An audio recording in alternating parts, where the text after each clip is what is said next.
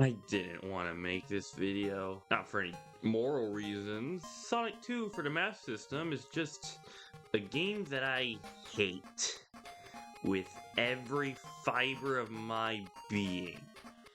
Yeah, I'm not even going to bother keeping my thoughts on this one a secret.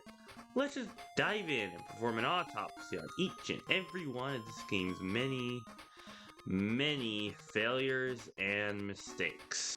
Underground Zone isn't too bad of a starting point for this game. I'll never fault the game for trying to break away from the green grass first level cliche, and with this level taking place in a mine, they can use games right at the gate to set the level apart from every Green Hill wannabe across the series. I'll give the game credit where it's due. My issue with the first 8-bit game's ring system has been completely fixed. You still lose all your rings when you get hit, but this time a couple rings are able to be collected. I do wish that they spread out a bit closer to Sonic, but it's nice to see this issue being addressed at all. These minecarts are a central gimmick, and timing your jumps to reach higher areas of the level can be a pretty fun time. That is, until Act 3, where if you don't time it right, you just have to eat shit and die. The boss here is strange, to say the least. Right off the bat, I find it interesting how you don't just jump off of the ramp and into the arena. No, Robotnik brings there himself. Overall, I do appreciate the ambition set by the storytelling, with the cutscene of Robotnik kidnapping Tails at the start of the game. It's nothing crazy, but it's nice to see the game released in 1992, setting out to make the manual optional for understanding the story. Anyway, Robotnik sits down next to Pitmaster here, and I feel like this would serve better as a boss later on in the game. It's weirdly stressful for the first boss, with the thing taking place on a slope that could easily kill you if you're careless with your movement. Adding on to this is the bouncing balls that can kill you in one hit, because one thing that was not addressed from Sonic 1 8-bit was a lack of rings in the boss X. Overall, this zone might make you question the vitriol I have for this game, but trust me, it gets much worse.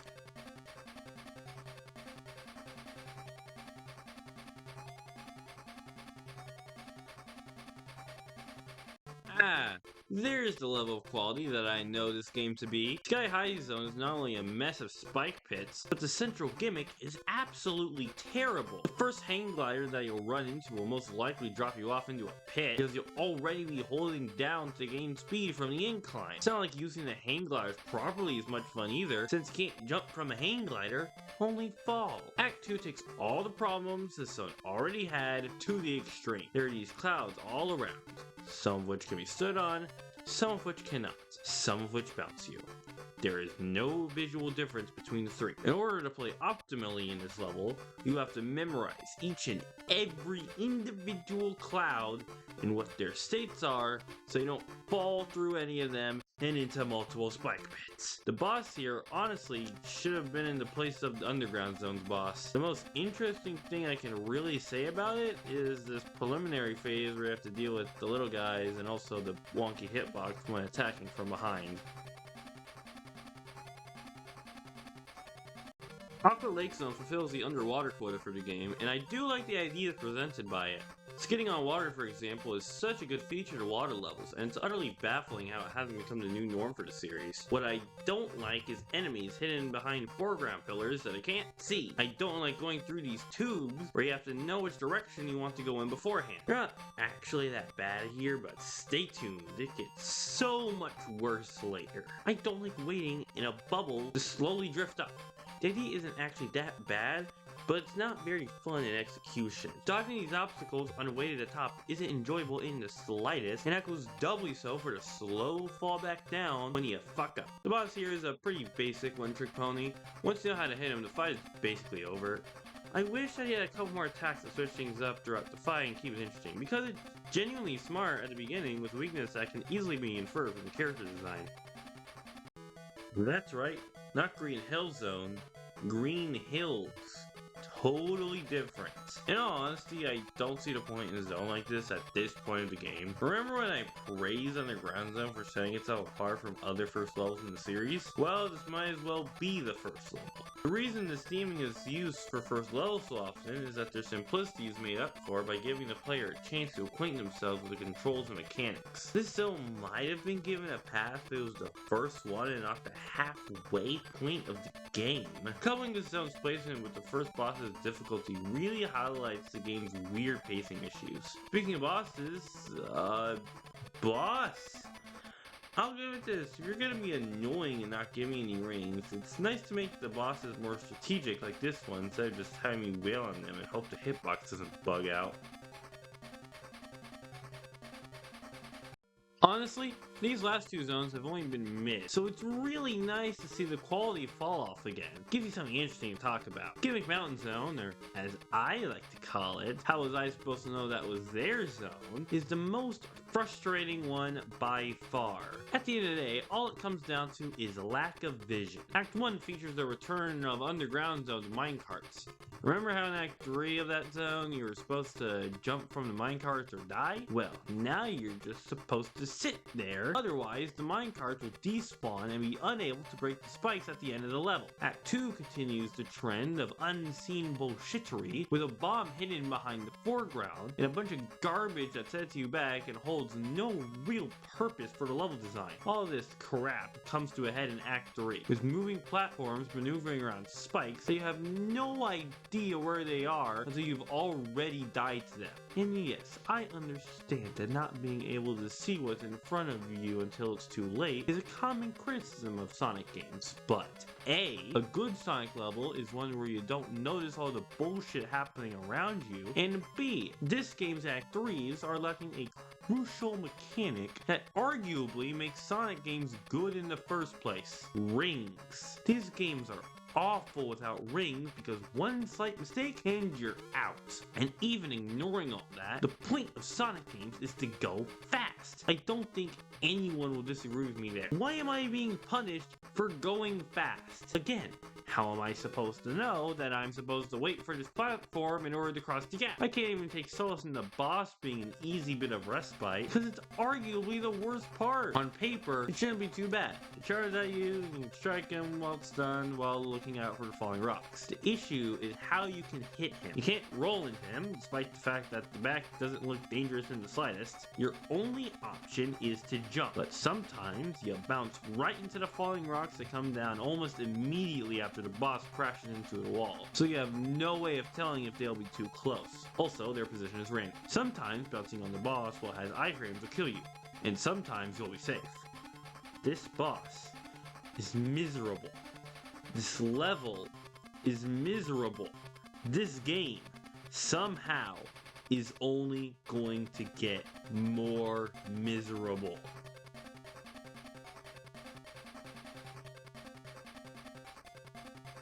Scrambled Egg Zone makes me want to kill. Remember those tubes for Aqua Lake Zone? Well, they're back in full force this level. These tubes are the worst thing in this game. You like reacting as soon as it is humanly possible to see which way to go? No? Well, I hope you like constantly pausing every single second, because that's the only other option. This dumbass maze at the end of Act 1 took me like 2 minutes, man. This is ridiculous. Act 2 is even worse. At least in Act 1, there is no real danger to messing up. In Act 2, if you don't get it perfect, you might as well be dead. The game just dumps you into this bed of spikes at the bottom. It's like if you extended Gimmick Mountain Act 3 into a full act. These bombs at the start are some of the worst enemy placement I've seen in this series. Remember that rant I went on about the Argonauts in Sonic 1 8-bit Skybase Zone? They don't hold a candle to these bombs. In Sonic 1 Starlight Zone, the bombs are basically special effects, some cool things to look at as you ran past. Here, they're obstacles that force you to move 2 steps at a time, and you have to do that every time you mess up once. Compared to the rest of the zone, the boss is a miracle. He's actually pretty interesting, in the sense that he's the first in what would come to me many Sonic look-alike robots. Really, his only visual similarity to Sonic is the quills on the back of his head, but you gotta start somewhere, I guess, no matter how ugly. This guy probably has the least prominent personality out of all the Sonic robots. His goofy face implies much more than he actually is. After a pretty uninteresting boss fight all around, that's the game. Right? I want everyone who worked on this game to die slowly. No, that wasn't the final boss. There's one more level, which you need the Chaos Emeralds for. Like the first 8-bit game, they're sprinkled throughout the second act of every zone instead of in special stages. Unlike before, however, the emeralds in this game require a greater effort.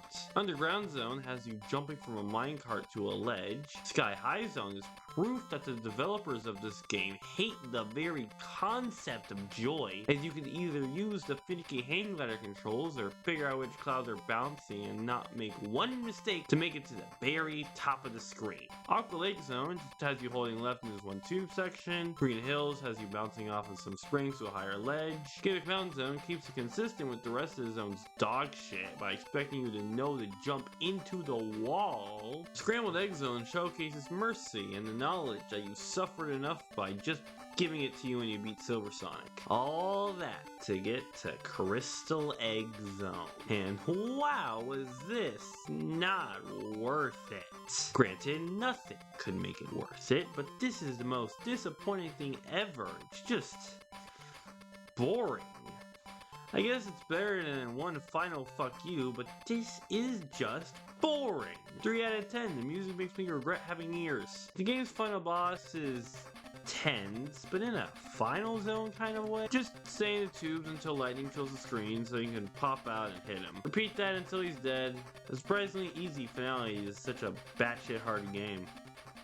The things I would rather do than play this game again. I would get a shot in the shoulder and deal with the ensuing soreness and pain every day for 2 weeks than play this game.